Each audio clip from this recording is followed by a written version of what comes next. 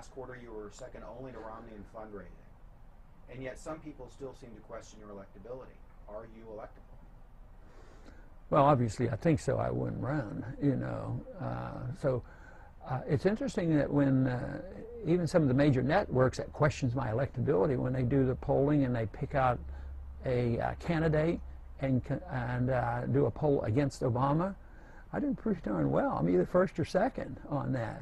You know, that, and that's really all that counts. And most of the time, political parties are looking for the individual who can win to a degree, don't overly challenge the status quo. And this is one thing that I think I can compete with any of them. I'm convinced personally that the views I express are the views that the majority of the American people want, and that the other candidates can't quite say it. They can't come down hard on our useless expansionary militarism around the world and all the money we're wasting there. They don't talk about the Federal Reserve. They don't have a full expression of personal liberties and what's happening at airports and invasion of our privacy and search warrants with, searches without search warrants. They don't address any of that, and that's what the American people are really tired of. So in many ways, it is my position on those views that can challenge Obama much better than any of the other candidates. The disenchantment with the status quo of both Republicans and Democrats is very, very strong. You take a state like New Hampshire, which is an important early primary state. There are more registered independents than there are Republicans or Democrats. I mean, that's fertile field for a candidate like myself, because they're allowed to vote in Republican primary. So that's, I believe, the majority of the American people today. You know, if you take the hardcore Democratic base that won't do anything other than vote for a Democrat, and the hardcore Republican base, I bet you're talking about 25 or 30% on each side, and the rest are up for grabs. And those are the really independent-minded people who are looking for different answers to our problem and a different explanation, because so far they've been wrong. I mean, and it's such a wonderful opportunity for us who defend personal liberty and free markets, the American tradition and sound money.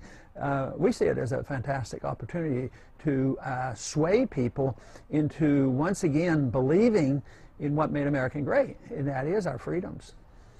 Well, I think on these several issues, I'm different than the leadership of both parties, because both parties endorse the wars.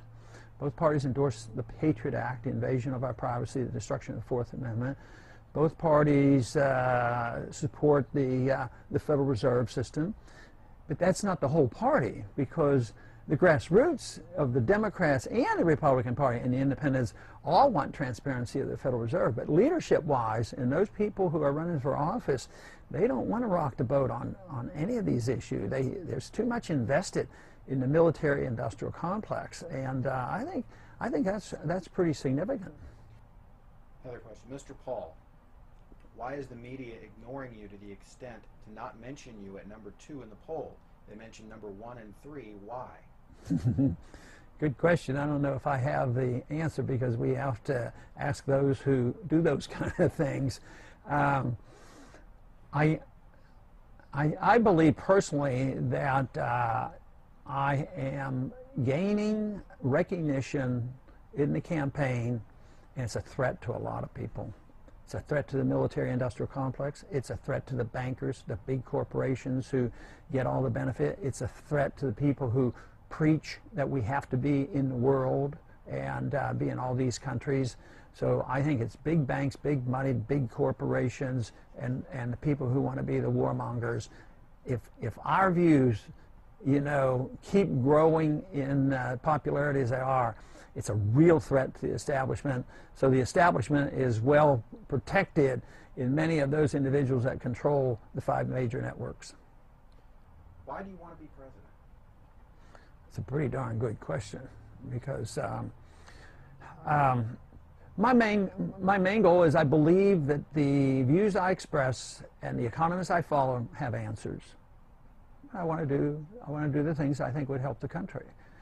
But you know, in a narrow sense of the word, in a narrow sense, just wanting to be president would be silly and foolish. And I think most of the others, that's what they want. Oh, yeah, no, I can be president. You know, this is very important. but they're not really coming up with something they strongly believe in. They all want to just perpetuate the status quo. Well, I'm going to tinker here. Yeah, maybe we can move our troops from here to here. They're just tinkerers.